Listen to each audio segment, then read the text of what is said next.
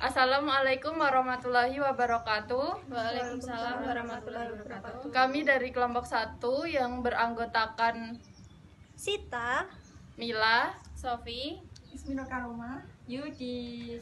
akan mempresentasikan hasil diskusi kami yang berjudul tunarungu dan juga metode drill.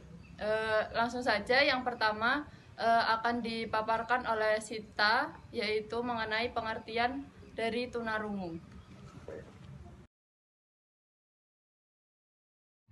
Oke, saya akan menjelaskan tentang pengertian tunarungu menurut Murni Winarsih, yaitu tunarungu adalah seseorang yang mengalami kekurangan atau kehilangan kemampuan mendengar baik sebagian atau seluruhnya yang diakibatkan oleh tindak fungsinya sebagian atau seluruhnya pendengaran, sehingga anak tersebut tidak dapat menggunakan alat pendengarannya dalam kehidupan sehari-hari.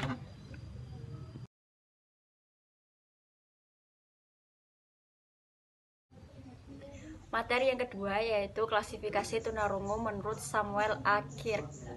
Untuk klasifikasinya, yang pertama 0 desibel, menunjukkan pendengaran yang normal, jadi masih dapat mendengarkan dengan jelas. Yang kedua 0 hingga 26 desibel, menunjukkan masih mempunyai pendengaran yang normal juga. Kemudian 27 hingga 40 desibel, menunjukkan kesulitan mendengar bunyi-bunyian yang jauh, membutuhkan tempat duduk yang strategis untuk dapat mendengarkan dengan jelas, dan juga memerlukan terapi wicara yang ringan, tergolong tunarungu yang ringan.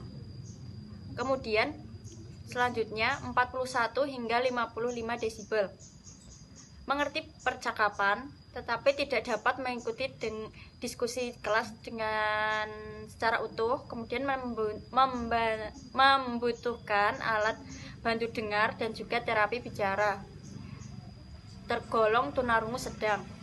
Yang kelima 56 hingga 70 desibel, hanya bisa mendengar suara dari jarak yang dekat, masih mempunyai sisa pendengaran untuk belajar bahasa secara ekspresif maupun reseptif, dan berbicara menggunakan alat bantu dengar serta dengan cara yang.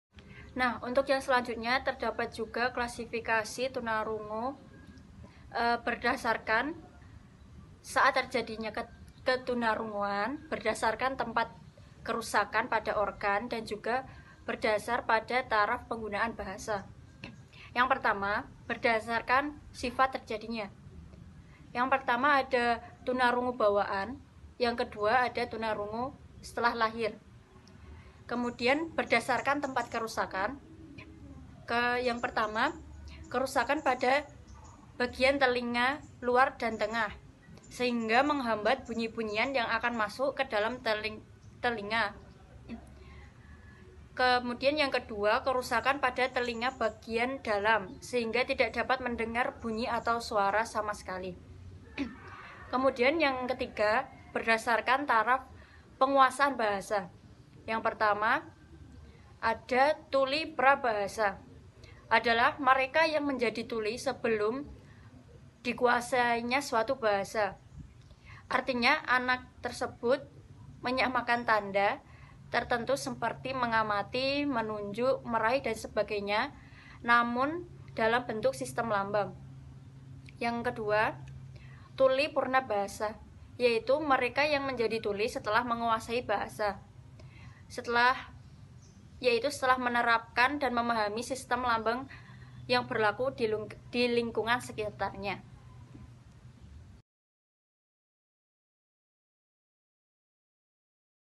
Baik, selanjutnya yaitu karakteristik tunarungu. Karakteristik tunarungu ini menurut Suparno yaitu diantaranya 1. Kurang menguasai irama dan gaya bahasa. Yang kedua, sulit memahami kalimat-kalimat yang kompleks atau kalimat-kalimat yang panjang serta bentuk kiasan. Yang ketiga, miskin kosakata. Yang keempat, mengalami kesulitan dalam mengerti ungkapan bahasa yang mengandung arti kiasan dan kata-kata abstrak. Selain beberapa karakteristik tunarungu menurut Suparno tadi, ada juga 3 faktor ketidakmampuan bahasa dan bicara menurut Daniel F. Halahan dan juga James M. Kaufman. Yang pertama yaitu penerima auditori tidak cukup sebagai umpan balik ketika ia membuat suara. Yang kedua, penerimaan verbal dari orang dewasa tidak cukup menunjang pendengarannya. Yang ketiga, tidak mampu mendengar contoh bahasa dari orang yang mendengar. Selain itu ada juga karakteristik fisik anak tunarungu yang berbeda dengan anak normal. Yang pertama yaitu cara berjalan kaku dan agak membungkuk, kemudian gerakan mata cepat, kemudian gerakan kaki dan tangan juga cepat, kemudian pernapasan pendek dan agak terganggu.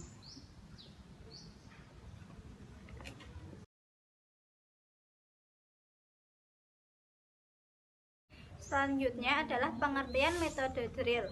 Menurut Tiah NK, mengemukakan bahwa metode drill merupakan suatu teknik yang dapat diartikan sebagai suatu cara mengajar di mana siswa melaksanakan kegiatan-kegiatan latihan agar siswa memiliki ketangkasan atau keterampilan yang lebih tinggi dari apa yang telah dipelajari. Adapun pendapat tentang metode drill dari ahli lain, penggunaan istilah latihan sering disamaartikan dengan istilah ulangan.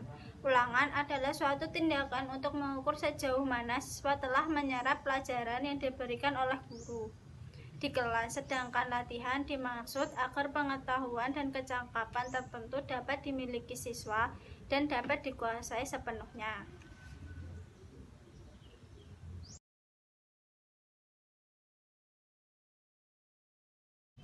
Yang selanjutnya adalah kelebihan metode drill. Nah, ini ada 2 ahli yang memaparkannya. Yang pertama Haryanto DKK mengemukakan kelebihan metode drill sebagai berikut.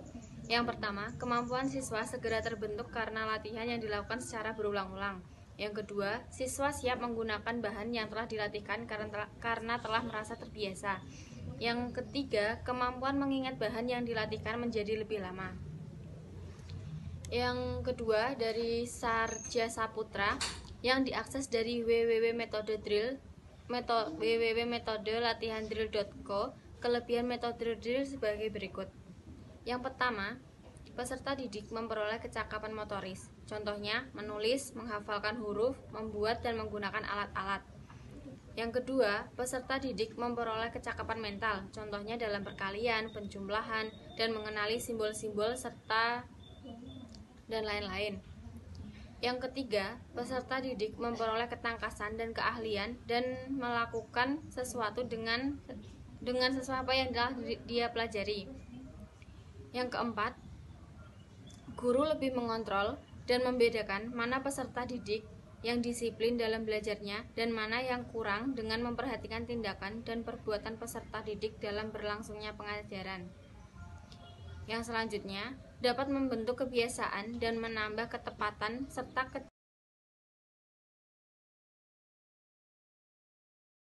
Yang berikutnya yaitu tujuan metode drill menurut Rustiah NK. Yang pertama yaitu memiliki keterampilan motoris atau gerak seperti menghafal kata-kata, menulis, menggunakan alat atau membuat suatu benda, melaksanakan gerak dalam olahraga.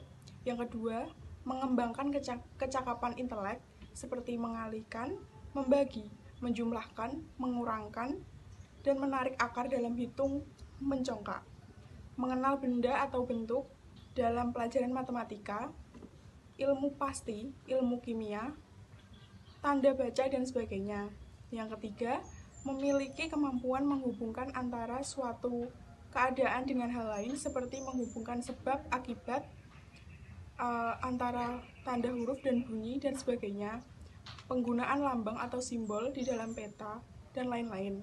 Nah, berikut adalah contoh penggunaan metode drill pada anak usia SD atau sekolah dasar kelas 2, yaitu metode drill ini bertujuan untuk memberi kesempatan kepada anak tunarungu Kelas dasar 2 berlatih mengucapkan kata-kata dengan artikulasi yang jelas secara berulang-ulang, sehingga anak menjadi terampil dalam mengucapkan kata-kata dengan jelas artikulasinya. Untuk menarik perhatian siswa, guru harus menggunakan media pembelajaran yang di dalamnya berisikan gambar-gambar berwarna yang berbentuk sederhana dan disertakan adanya tulisan di bawahnya. Dan tulisan di bawah gambar tersebut dengan jelas, sehingga dapat memudahkan mereka untuk mempelajari materi apa yang akan disampaikan oleh guru tersebut.